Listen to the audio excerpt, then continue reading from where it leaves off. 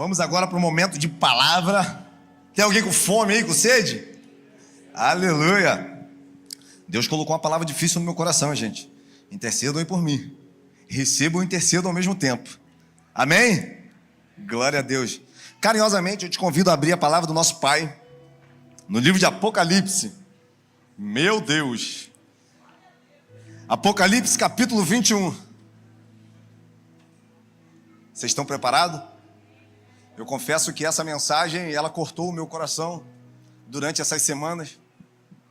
Em determinado momento, eu estava orando ao Senhor, participando de um momento de culto, e eu me questionei: Senhor, o que eu vou falar para o seu povo? O que o Senhor quer que eu fale? Porque existem pregações, irmãos, que de alguma forma nós já estamos estudando. Já está muito bem concretizado dentro de nós aquilo que estamos passando, vivendo ou sentindo. Mas existem pregações que o próprio Deus deseja falar algumas coisas muito específicas com a sua igreja. E enquanto eu questionava os céus aquilo que Ele queria comunicar nessa manhã, Ele me falou: fala para o meu povo que eu vou voltar. E eu falei: meu Deus, Ele é isso, Gordinho. Fala para o meu povo que eu vou voltar. E logo me veio à memória: meu Deus, quantas vezes eu ouvi falar sobre a volta de Jesus? Você, assim como eu, já deve ter ouvido essas frases, essa afirmação por diversas vezes. Jesus está voltando. Jesus vai voltar. O tempo foi passando. Nós crescemos, casamos, nos especializamos, tivemos nossos filhos. E essa verdade começou a perder força dentro da gente. Virou uma fábula. Virou um conto. Ouvir sobre a volta de Jesus parece algo distante. Só que Jesus tem voltado para pessoas todos os dias. O grande problema é que muitas vezes nós condicionamos a volta de Jesus à volta apocalíptica. Os céus se abrindo, Ele montado em seu cavalo, em sua cabeça um diadema com uma palavra que só Ele sabe. Os exércitos celestiais vindo junto com Ele. Ele com uma roupa toda como de linho branco, com uma couraça da justiça, suas vestes sujas de sangue, seus olhos como fogo, a sua boca como uma espada afiada, no qual Ele irá julgar as nações. Quando ouvimos da volta de Jesus, nós logo imaginamos os céus se abrindo, a trombeta tocando. Mas, irmãos, pode ser que Jesus volte para você e para mim de uma forma diferente.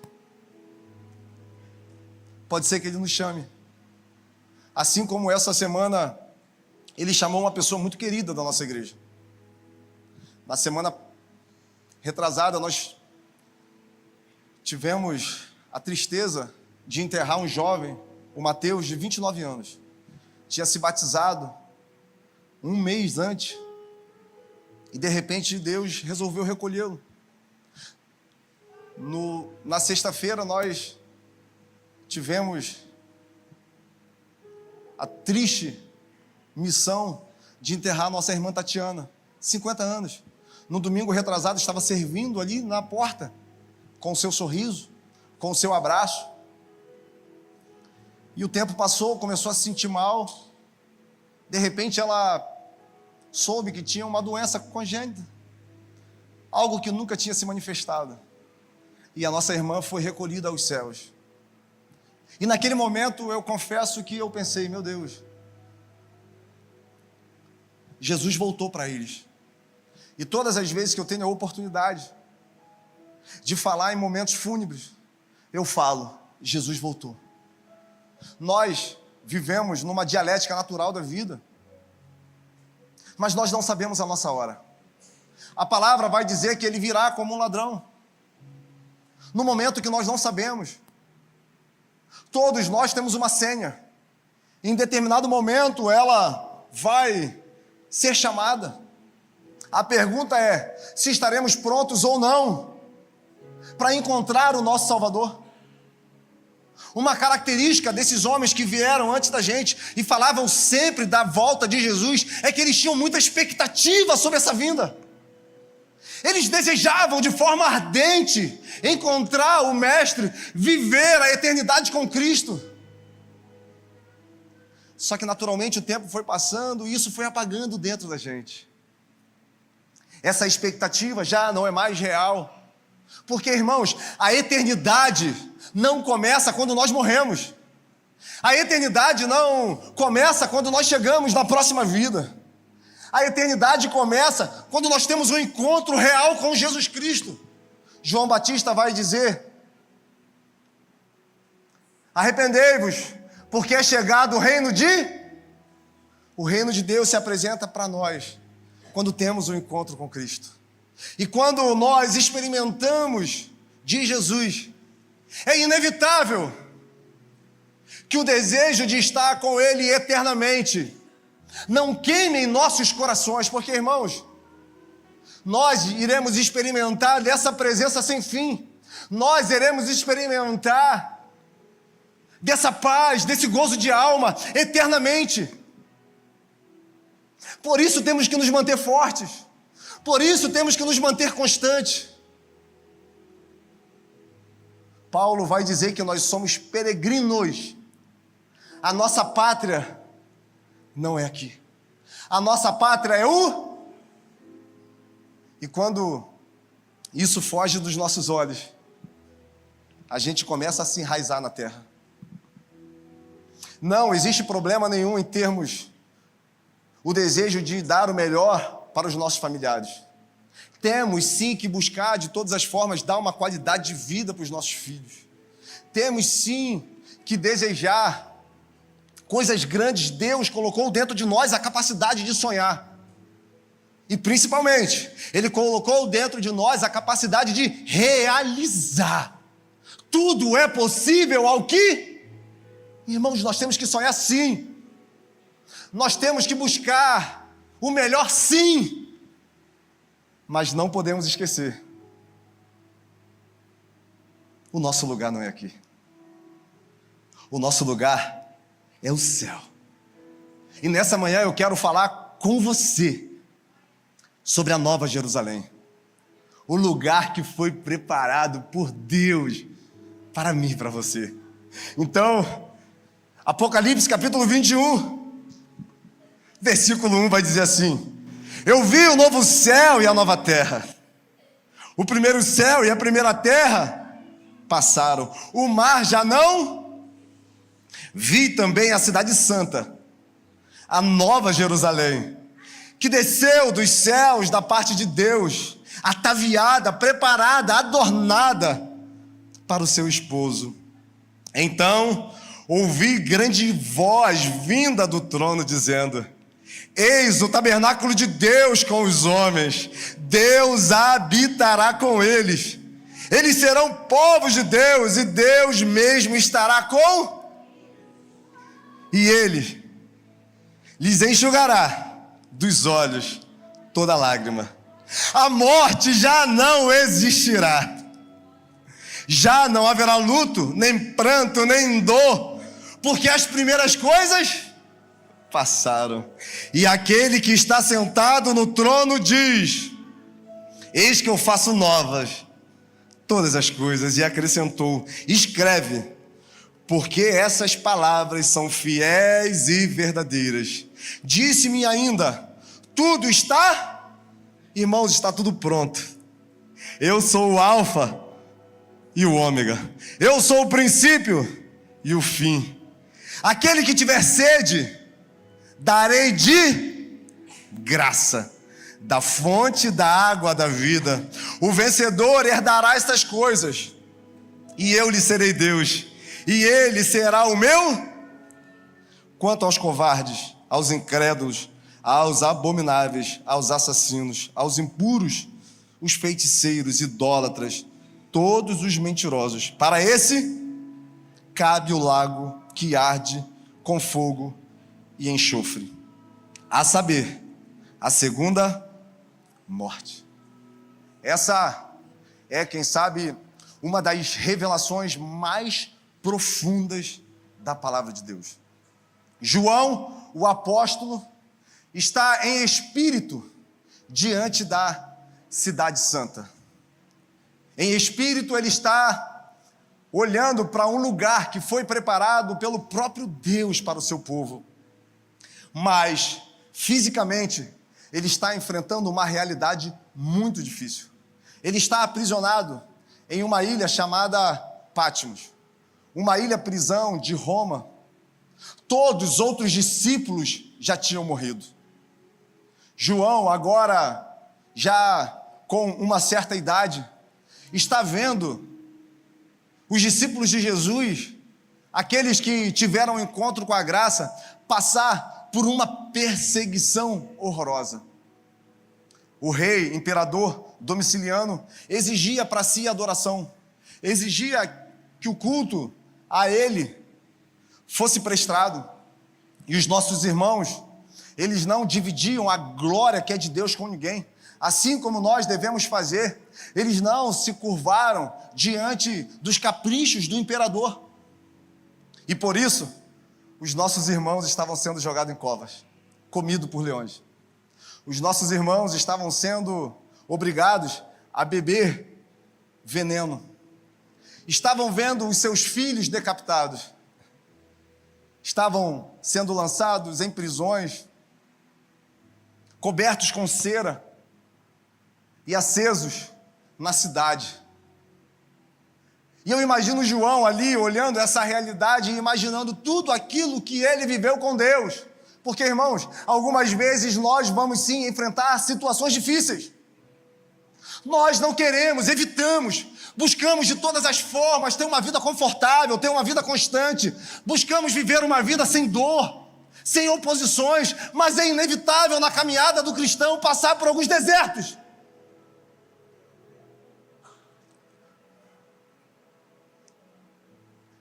Nós fomos alertados pelo próprio Jesus. No mundo, vocês terão aflições. Por amor ao meu nome, vocês serão perseguidos, caluniados. Eles vão escarnecer de vocês. Por amor ao nome de Jesus, nós seríamos todos os dias perseguidos, lançados como ovelhas, caminhando para matadouros da vida. E muitas vezes nós olhamos aquilo que estamos vivendo e pensamos: meu Deus, o que eu estou fazendo aqui? Por que isso aconteceu comigo? É uma enfermidade que chega. É um filho que se vai. É um desemprego. É uma traição. Uma ferida que insiste em tentar tirar de nós a esperança. E eu imagino João imaginando tudo aquilo que ele viveu. Afinal, durante 3 anos e meio, ele experimentou da mais pura revelação sobre quem é Deus. Ele andou com Jesus, viu milagres, viu mortos ressuscitarem, pães se multiplicarem. Ele viu coxo andando, paralítico se levantando. Ele viu o cego enxergando. Mas, naquele momento, ele está injustamente dentro de uma prisão. Quem sabe você chega aqui vivendo um período muito difícil na sua vida. E em momentos assim, a primeira porta que se abre é a porta da desesperança. É a porta da incredulidade. E a sua alma insiste em dizer para você: não vale a pena se manter fiel. Não vale a pena continuar. Não vale a pena continuar posicionado. Afinal, depois que eu tive um encontro com Cristo, parece que a minha vida piorou. Parou tudo de dar certo. Esse é um olhar humano. Quando pensamos dessa forma, é sinal que aquilo que é natural tem nos dominado. Porque nesse mesmo lugar de dificuldade é que Deus se manifesta para João e dá uma das maiores revelações que um homem já experimentou. A palavra vai dizer que ele está naquela ilha, de repente, em espírito, ele é levado até os céus. Ele ouve uma voz como voz de trombeta. Ele olha, vê alguém com o cabelo branco como a neve, os seus olhos como chama de fogo, a sua roupa como de linho branco, no seu peito a couraça da justiça, os seus pés como de latão reluzente, a sua voz como voz de trovão. É nesse lugar que ele olha para Jesus Cristo. É nesse lugar que Jesus Cristo, 100% Deus, com o seu corpo glorificado, resolve revelar o futuro para João. E eu quero profetizar que Deus vai te revelar o futuro nesse lugar que você está hoje. Eu quero te revelar que Deus vai abrir os seus olhos para aquilo que Ele tem pronto para você, mesmo nessa situação que você está agora. Porque Ele sempre tem um caminho. Ele sempre tem algo para nos mostrar. E a primeira coisa que eu aprendo é que Ele está junto com a gente nas prisões da vida. Ele está junto comigo e com você nos vales que nós enfrentamos. Nas dores, no luto. Nós nunca estivemos desamparados. Mesmo que a dor não permita que a gente perceba. Ele segura nas mãos daqueles que são seus. Ele tem te sustentado, Ele tem segurado nas suas mãos, Ele não te abandonou. E diante de tantas revelações, nós chegamos ao capítulo 21, onde João, ele tem uma visão da Nova Jerusalém. A palavra vai dizer que o primeiro céu e a primeira terra já passaram. Sabe tudo isso que a gente luta para conquistar? Tudo que buscamos ter, tudo que juntamos, tudo isso já acabou. Já se foi, já passou. Não vai ter mais nenhum efeito sobre as nossas vidas. Porque agora vem um novo tempo, um lugar que foi preparado para a noiva. Irmãos, eu faço algumas celebrações de casamento. E eu confesso que, enquanto a gente está ali naquele momento de cerimônia, para todos, nada é mais importante que a entrada do noivo. A noiva, ela começa a se preparar com dias de antecedência. Ela sonha, ela planeja. Ela coloca o seu vestido, ela vê os mínimos detalhes. Eu lembro, quando eu casei, e eu tive uma ideia muito doida, gente. Eu virei para a Jéssica e falei assim, nós vamos ficar uma semana sem se ver. Foi a última semana de paz que eu tive na minha vida. Vou aproveitar que ela não está aqui. E eu quero te ver no altar. Nós vamos estar orando e jejuando. E eu lembro perfeitamente a hora que eu visualizei Jéssica pela primeira vez depois dessa semana. Perfeita.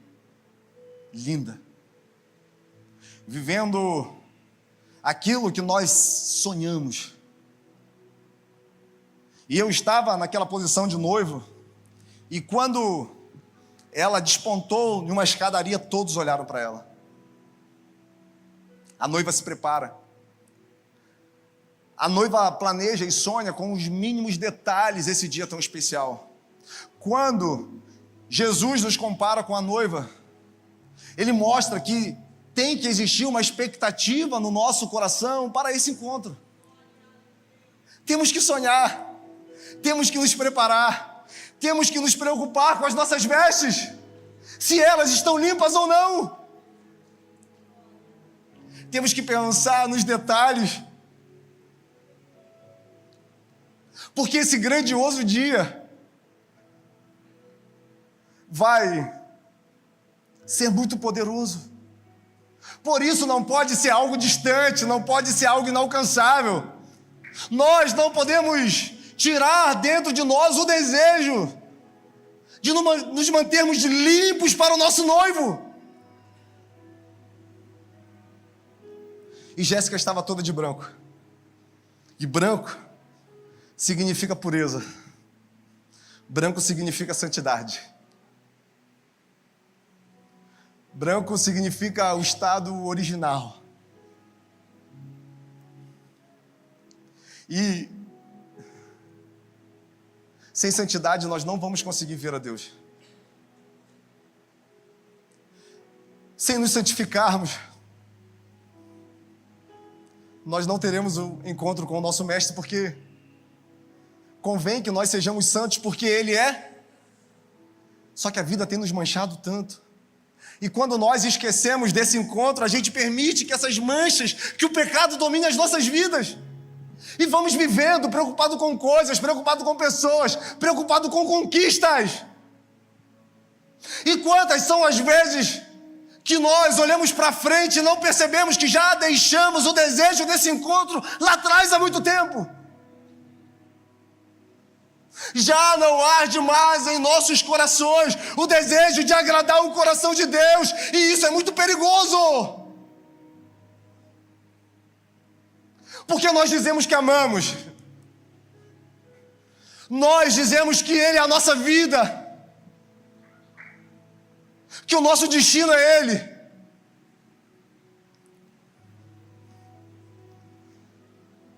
Mas vivemos como se Ele não existisse. Sabe por quê? Porque muitas vezes o que esperamos no Senhor se reduz apenas para essa terra. Nós somos medidos pelas bênçãos que nós conquistamos. Nós somos medidos pelo que Ele fez e faz na nossa vida. Nós medimos o amor de Deus pelo que Ele entregou nas nossas mãos. Quando, na verdade, o amor de Deus foi tão poderoso e violento que nos deu a possibilidade de ter uma nova vida nele. E por mais que a gente viva, que a gente conquiste, naturalmente o desejo dos nossos corações é continuar correspondendo a esse amor. Porque na Nova Jerusalém, as ruas são de ouro e de cristais. Sabe, isso que nós buscamos tanto aqui na terra. Sabe o que é motivo para irmão parar de falar com o irmão, pai parar de falar com o filho, filho muitas vezes até mandar matar os pais para ter acesso? Riqueza, lá nós vamos pisar em cima. Lá não vai valer de nada o que nós empreendemos tanto esforço aqui embaixo. Na Bíblia, Deus não compara ninguém a Ele mesmo. Mas Jesus vai dizer no Sermão da Montanha que ninguém pode servir a dois, a Deus e ao... Muitas vezes as riquezas têm o poder de se tornar o Senhor da nossa vida. Nós acordamos todo dia com o ímpeto de conquistar. Nós acordamos todos os dias com o ímpeto de ter mais. Aquilo que temos já não nos satisfaz. É sempre um desejo de acumular. Se isso for a tônica da nossa vida, se isso for o que nos move todos os dias, o caminho que estamos seguindo é um caminho de dor, destruição e de morte. Se o dinheiro for o nosso Deus, estaremos caminhando para uma eternidade sem Cristo. Porque sabe aonde está o seu coração? Onde está o seu tesouro. Agora, se o nosso tesouro está no Senhor, se existe o desejo de buscar o reino de Deus e a sua justiça, todas as coisas nos serão acrescentadas. Sabe qual é o problema? Nós lutamos para conquistar, queremos da nossa força aquilo que Deus quer nos entregar. E vivemos. E morremos. Morremos como se nunca tivéssemos existido. E existimos como se nunca fôssemos morrer. Aquele que ama a vida mais que ama a Deus, esse já perdeu a vida. Porque aquele que quer encontrar a vida, esse vai perder. E aquele que perder a vida por amor ao nome do Senhor, esse vai encontrar. Mas pastor, você está dizendo então que não é para eu conquistar, não é para eu querer ter? Não, não estou falando isso. O que eu estou dizendo é que esse não pode ser o sentido da sua vida. Você não pode empreender todo o seu esforço naquilo que é perecível. Porque a maior riqueza que você tem está nas suas relações, está nas pessoas que estão ao seu redor, está nessa criança que acorda todos os dias e busca com os olhos se encontrar, está na simplicidade do dia a dia, no abraço, num beijo, no eu te amo. O maior tesouro que Deus nos deu foi as pessoas que Ele colocou ao nosso redor. E muitas vezes perdemos isso, porque acreditamos que seremos saciados com coisas. Na Nova Jerusalém, não. O maior tesouro está na presença do próprio Deus eternamente junto com seu povo. Porque João vai dizer que Deus, Ele levantará para si o tabernáculo e Ele mesmo habitará no meio do seu. Irmãos, imagina esse pouquinho que a gente sente aqui se multiplicando pela eternidade. Imagina isso que a gente sente aqui quando a gente fecha os nossos olhos, cara, quando essa presença vem. Agora imagina isso todo dia, cara. Lá já não vai existir nem mais o sol, a lua e as estrelas, sabe por quê? O próprio brilho da glória de Deus vai nos iluminar. Lá não haverá choro, não haverá ranger de dentes, sabe? Por isso nós temos que nos manter firmes. Está doendo, está machucado, está ferido, mas continue e não pare. Não compare a sua vida com a de ninguém. Porque o que mais precioso Ele tem, Ele colocou dentro de você. E vai passar. Ele vai enxugar as lágrimas dos seus olhos. Ele vai segurar nas suas mãos.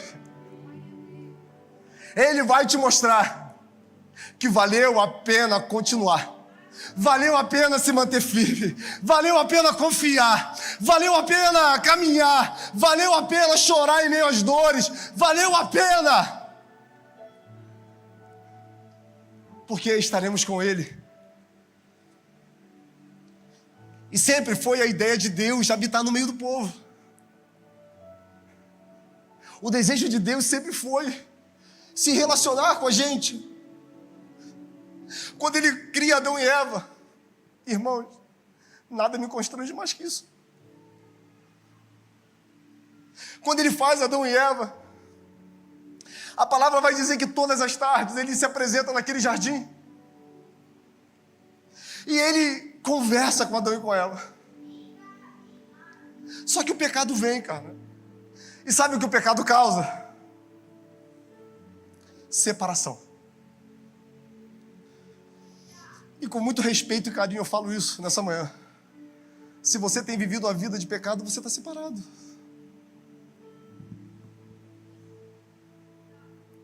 Eu queria dizer muito que todos estarão lá, que nós vamos chegar lá todo mundo junto. Mas, cara, você é o único que pode fazer uma autoanálise e se responder. Se a vida que você está levando vai te levar para lá. Porque a graça já foi dispensada para a sua vida. Então, o pecado causou essa ruptura. Adão e Eva foram expulsos da presença de Deus. E a gente vai ver o desenrolar da história, irmãos.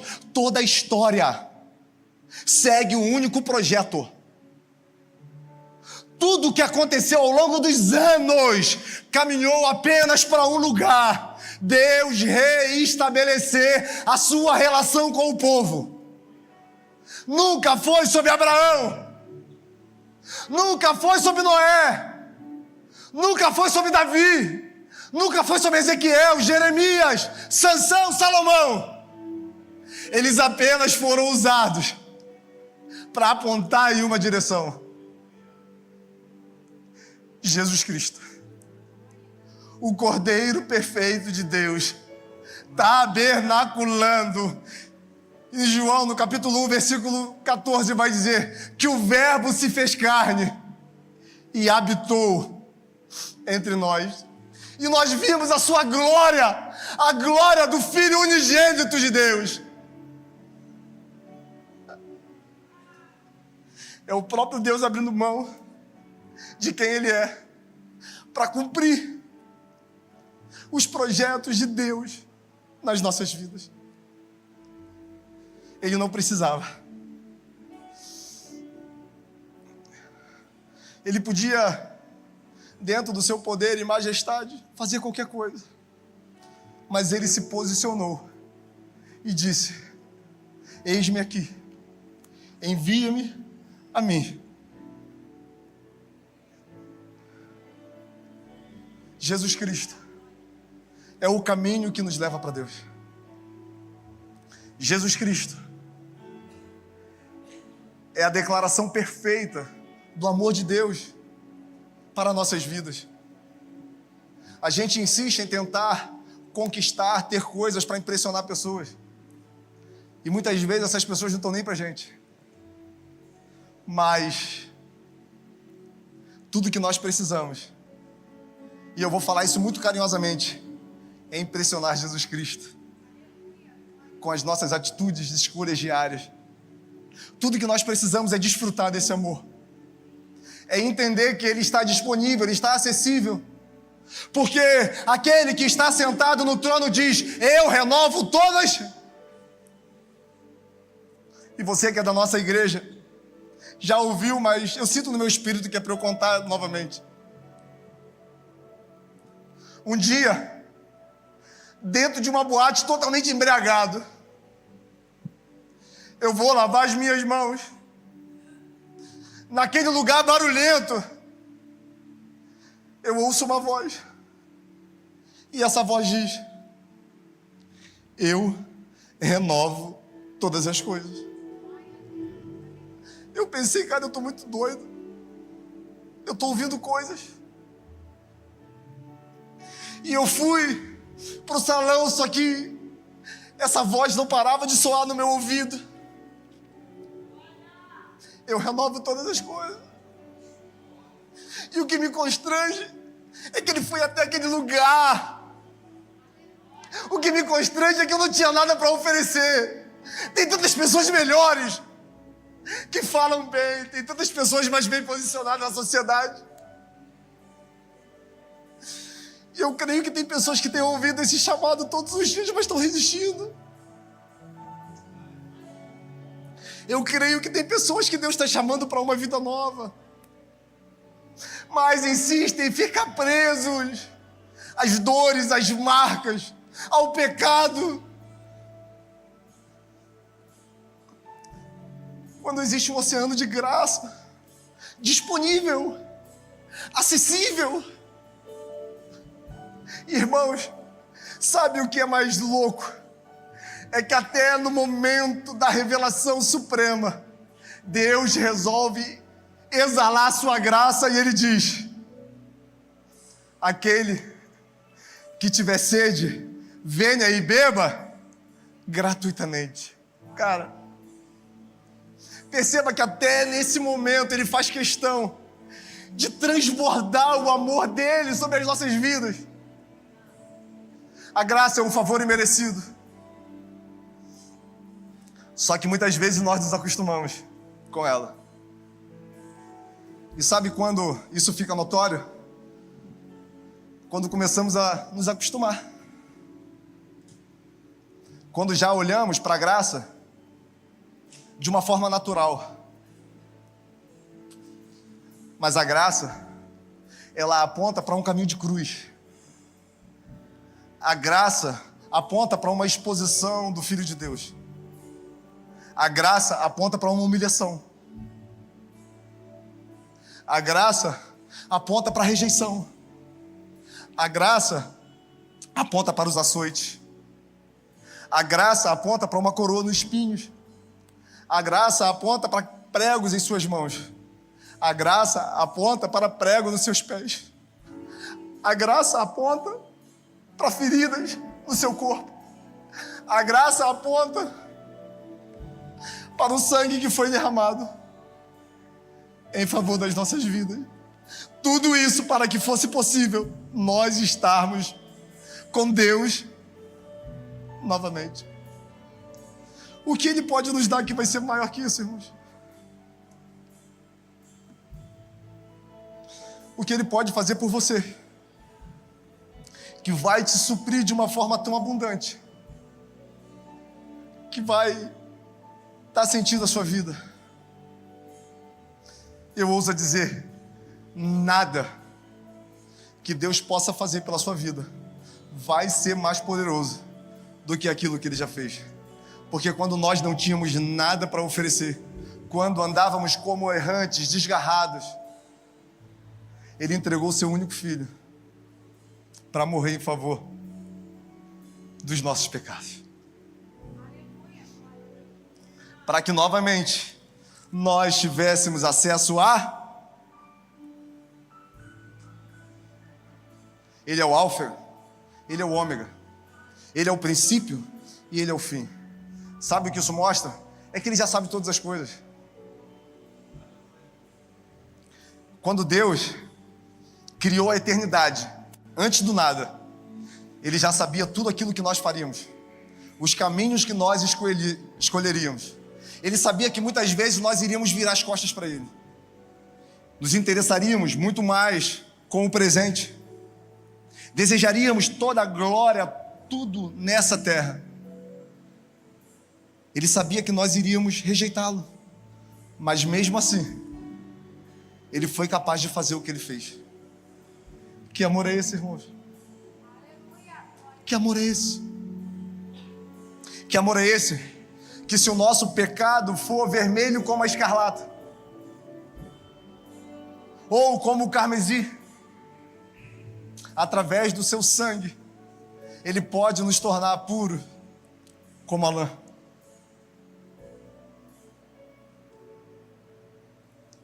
É o amor de Deus por você e por mim. É o amor capaz de atravessar todos os limites. É um amor que resolveu me escolher dentro daquele lugar, quando eu era um lixo, quando eu não tinha nada, motivo de vergonha, quando eu fui quebrado,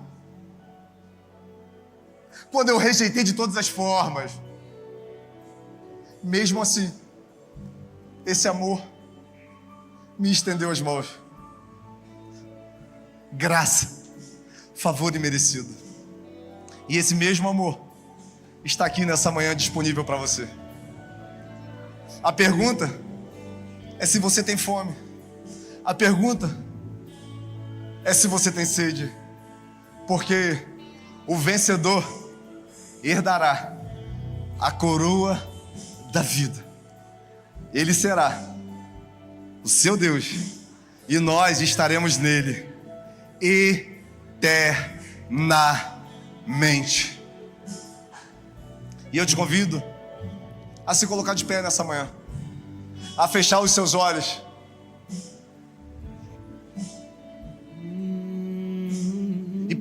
e olhar para dentro de você.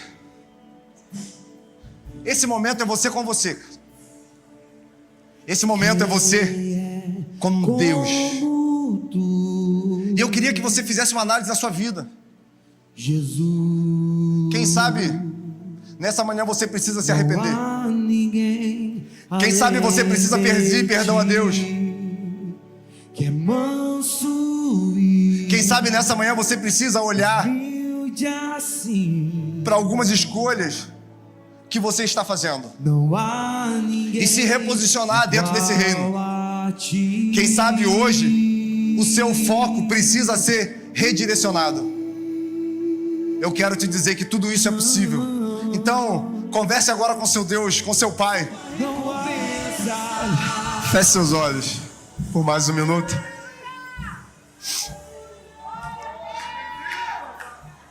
Jesus vai voltar.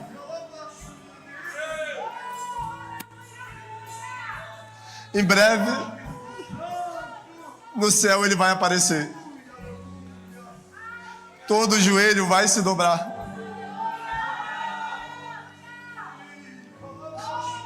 Toda língua vai confessar.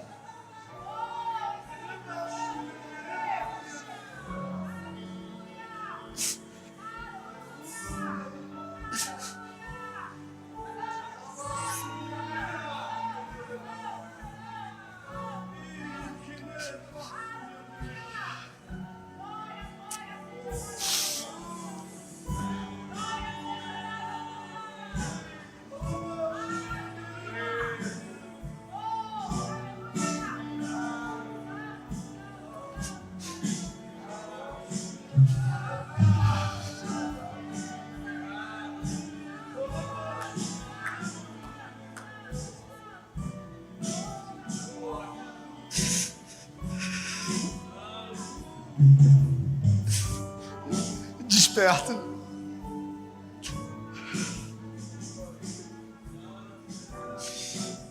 Quem tem ouvidos, ouça.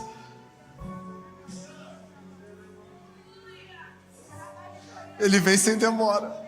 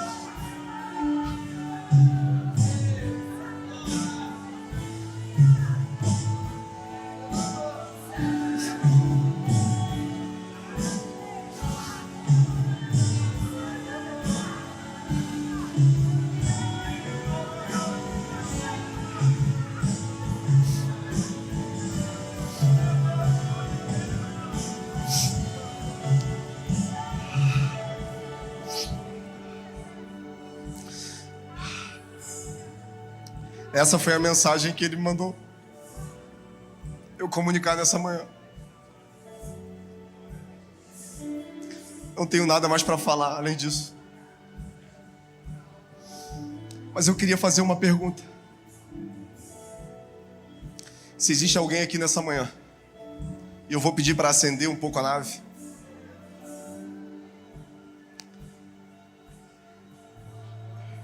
Que reconhece que precisa que as suas vestes sejam trocadas.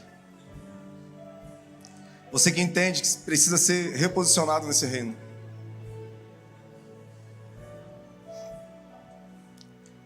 Eu queria que você colocasse a mão na direção do seu coração. Você que sabe que precisa pedir perdão pelos seus pecados. Que está vivendo como se a vida fosse só aqui. E também eu quero fazer uma segunda pergunta. Se alguém nessa manhã sentiu seu coração queimar e deseja entregar a vida a Jesus, o controle da sua história. Se você nessa manhã sabe que precisa voltar para um lugar, e esse lugar não é físico, esse lugar é um lugar espiritual, eu queria que você erguesse as suas mãos também onde você estiver. Amém. Amém. A igreja fecha os olhos. Espírito Santo,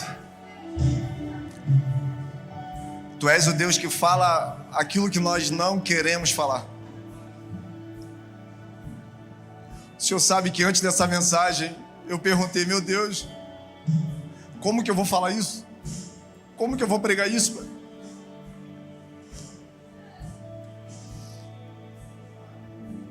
Nessa manhã, algumas pessoas reconhecem que precisam ter as vestes trocadas.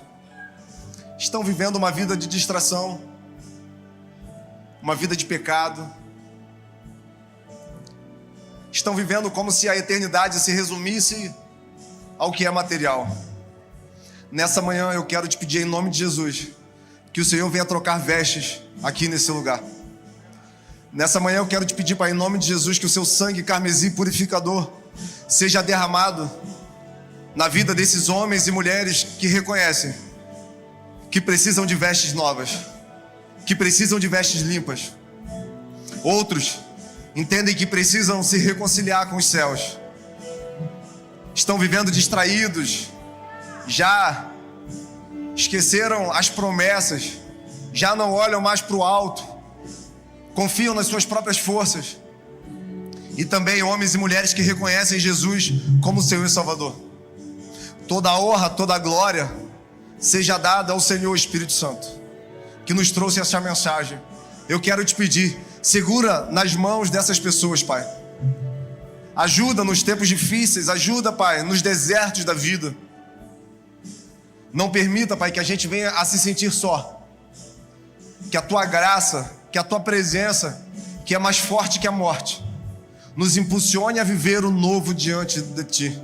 Nos impulsione, Pai, a mudar as nossas escolhas, porque nós não queremos ser como aqueles que não entrarão, como os mentirosos, idólatras, os incrédulos, os feiticeiros. Nós não queremos ser, Pai, como aqueles que desprezaram a Sua presença e a oportunidade de viver uma vida em Ti nessa terra. Pai, em nome de Jesus, coloque a eternidade nos nossos corações.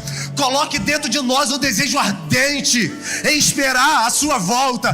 Viveremos sim, planejaremos sim, conquistaremos sim, sempre sabendo que o que estamos vivendo aqui é temporário, é transitório, é passageiro. O que nos espera é o céu. Somos peregrinos, somos viajantes. Nós não somos dessa terra. Do pó viemos, pro pó voltaremos, mas a nossa alma, o nosso espírito voltará para o Senhor.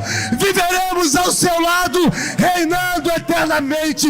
Contemplaremos a Tua beleza, desfrutaremos da Sua santidade, tocaremos na Tua face todos os dias, correremos em Tua direção, sentiremos a Tua luz a nos iluminar, a Tua presença a nos engrandecer. Esse dia nós seremos plenos. Nesse dia todas as promessas se cumprirão. Todas as promessas se tornarão reais. A Sua igreja subindo, os céus se abrindo e nós entrando vitoriosos, porque escolhemos viver Jesus Cristo, escolhemos experimentar do rio, do pão, daquele que era, daquele que é e daquele que é de vir. E eu oro em nome de Jesus, que o amor de Deus, que as doces consolações do Espírito Santo, que a eternidade pulse dentro de você e que a graça, que é melhor do que qualquer coisa que possamos experimentar, esteja com você, não só hoje, não todos os dias, mas eternamente. E eu oro em nome de Jesus. Você aí que crê e recebe, eu te convido a erguer as suas mãos e dar a melhor salva de palmas àquele que reina.